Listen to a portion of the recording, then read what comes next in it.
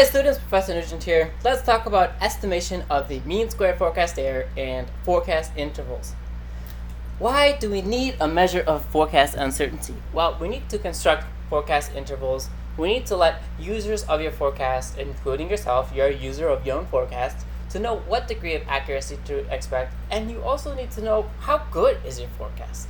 So consider the forecast next to, let's get a drawing tool and draw a big rainbow star. Consider the forecast y hat t plus 1. So y hat at t plus 1 given data through t next to the big rainbow star, which is equal to beta naught hat plus beta 1 hat times yt plus beta 1 hat times xt. Okay, so this is the forecast of the value of y at t plus 1 given data through t, and that's equal to beta naught hat plus beta 1 hat times yt plus beta 1 hat times xt.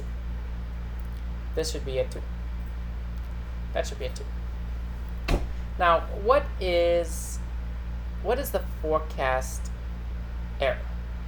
The forecast error is the difference between the true value of y at t plus 1 and the forecasted value of y at t plus 1 given data through t. This is equal to u t plus 1 minus, this is the difference in the population model minus the estimated model is what you have here. That's the difference in the population model and the estimated model, okay? Which is u t plus 1 minus beta hat, this is beta naught hat minus beta naught plus beta 1 hat minus beta 1 times yt plus beta 2 hat minus beta 2 times xt. Okay, so this is the forecast error. Now, let's say there are two important things here, and there is this residual term. There's this residual term, and there is the part which comes from the fact that we have estimated the coefficients. So we have the regression error generally, and then we have coefficient error. So there are two different kinds of error in the forecast error. So now let's look at the mean squared forecast error, which is the square of this difference. And that gives us the expected value, the square of this difference, which is the expected value of u t plus 1 squared plus the expected value of the square of the second term. Now the first term is the mean squared forecast error of the oracle forecast. Oracle forecast. What is the oracle forecast? The oracle forecast is the forecast that you would make if you knew the true value of the parameters. So if you knew the true value of the parameters, then the second term would be 0. Right? Because if you knew the true value of beta naught, then beta naught hat minus beta naught, these two would be equal. Beta 1 hat minus beta, that would be equal. If you knew the true values of the parameters, the second term would be 0. Okay? So then only this would be left for the oracle forecast. If the sample size is large and the number of predictors is small, then most of this mean squared forecast error comes from the first term. All right, under stationarity, so if the probability distribution of the observations is the same over the domain, over the time series, and you have the same variance over the time series, then the mean of the forecast error is going to be 0. So the expected value of the square of this term is equal to the variance of u of t plus 1. In general, however, the forecast error might have a non-zero mean, and we need to be aware of that. Now the second term arises because we need to estimate the coefficients. So there's uncertainty, there's variability, there's error that arises because we have to estimate coefficients. And if the number of predictors, the number of the variables that we include, the lags that we include, the y lags, the x lags that we include in the model is moderate or large relative to the sample size, then this term can be large and can be even larger than the first term. So whether the first term, we expect the first term to be large relative to the second term, or the second term to be large relative to the first term, will inform how we estimate mean squared forecast error. Before we get to that, let's talk about the root mean squared forecast error. This is a measure of the spread of the forecast error distribution. This is just a square root of that expected value of the square of the difference. The root mean squared forecast error is akin to the standard deviation of the regression residual, except that it explicitly focuses on the forecast error using estimated coefficients, not using the population regression line. Okay, and that's key. Focuses on the forecast error using estimated coefficients. So this is a measure of the magnitude of a typical forecasting mistake. There are three ways to estimate this thing. So we have defined what is mean squared forecast error. We can first approximate mean squared forecast error, and coincidingly the root mean squared forecast error, using the standard error of the regression. If the data are stationary, then the forecast error will have mean 0. So the expected value of the square of u is equal to the variance of u. If the number of predictors is small compared to the sample size, the contribution of the estimation error can be ignored. So the second term is the contribution of estimation error. If you have a small number of predictors, then the second term can be ignored. Use the approximation mean squared forecast error. It's approximately equal to the expected value of the square of u, which is equal to the variance of u, to estimate the root mean squared forecast error by the square of the standard error of the regression. Okay.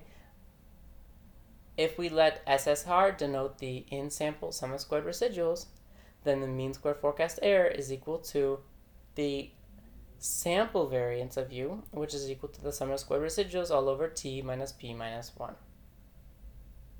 Okay, so this is one way to estimate the mean squared forecast error. Let's look at the second way. We can estimate the mean squared forecast error using the final prediction error. The final prediction error is an estimate of the mean squared forecast error that incorporates both terms in the mean squared forecast error formula, that is the squared root of u and contribution from estimating the coefficients, under the additional assumption that the errors are homoscedastic. So it's shown in the appendix that what this leads to is basically we have a multiplying factor times the variance of the regression, t plus p plus 1 over t times the variance of the regression, which is equal to t plus p plus 1 over t minus p minus 1 times the sum of squared residuals over t. Okay, so this is going to be larger than just using the standard error of the regression, right? Because we are multiplying this thing by t plus p plus 1 divided by t, whereas over here we just have SSR over t minus p minus 1. So we have this extra t plus p plus 1 divided by t. So the final prediction error is mechanically going to be larger than the standard error of the regression, and that's what you would expect because we are taking into account the contribution from estimating the coefficients, which is the p plus 1 here, the extra part that we're taking into account.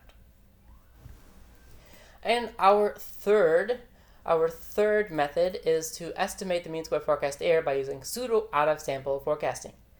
The standard error of the regression method of estimating the mean squared forecast error assumes stationarity and ignores estimation error. The forecast prediction error method of estimating the mean square forecast error incorporates estimation error, but requires stationarity and homoscedasticity. And we know that homoscedasticity is not a realistic assumption, and assuming stationarity may not be a safe assumption either. The third method for estimating mean square forecast error incorporates the estimation error and requires neither stationarity nor assumptions like homoscedasticity. This method, pseudo out-of-sample forecasting, is based on simulating how the forecasting model would have done had you used it in real time. So let's talk more about that. How can we do pseudo out-of-sample forecasting? What you do is you choose a date P that's in your sample, right? You choose a date P in your sample for the start of your pseudo out-of-forecast sample. For example, your date could be 0.9t. You typically choose anywhere 0.8, 0.85, 0.9. So somewhere close to the end of your sample. You're choosing a date somewhere close to the end of your sample.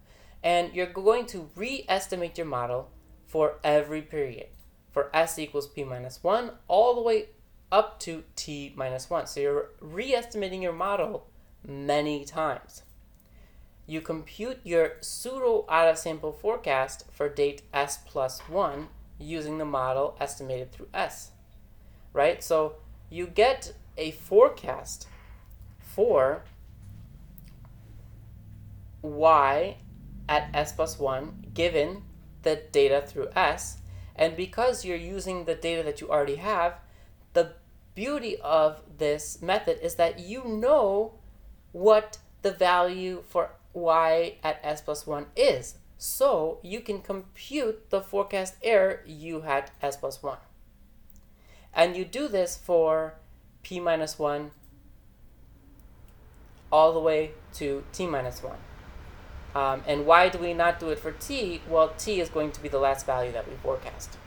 Okay, and we can plug this forecast error into the mean square forecast formula. So the predicted value mean square forecast error using the pseudo out-of-sample forecasting method is 1 over p times the sum from s equals t minus p plus 1 to t u squared. So these are pseudo out-of-sample forecasts because we are using in-sample data to test our model.